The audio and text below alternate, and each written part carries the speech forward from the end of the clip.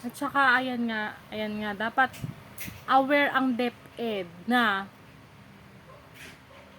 ganyan na nangyayari sa school.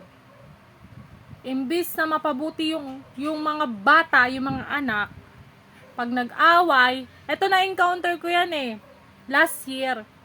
Pag nag-away ang magulang, damay pati anak.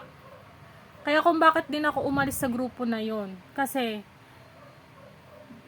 nabisto ko sila.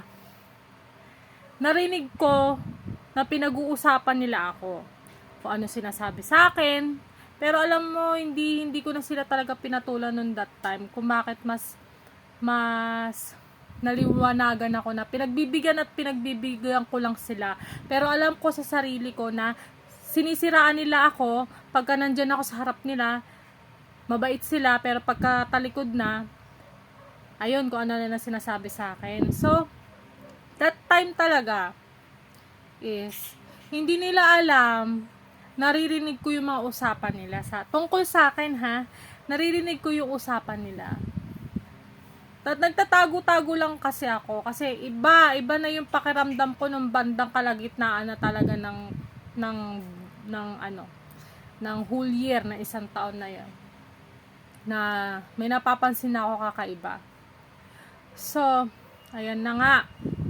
Yung kutob ko nun, tama, na minamarites ako.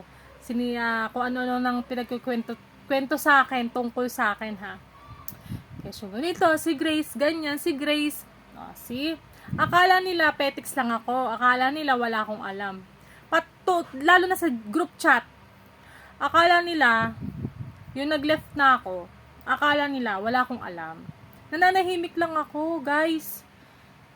Pero, nababasa ko yun na, ako ang laman ng usapan nila. Bakit numero 1, ako ang unang umalis dyan? Diba dapat alam nila na ganyan sila? Diba? Una pa lang sabi ko, pag ako nakikipagkaibigan, tapat akong tao. Totoo ako. Pero pag may nararamdaman na akong patoxic na, doon ako naglalaylo. Doon ako umaatras, doon ako lalayo. Diba? Naramdaman ko yun. Diba?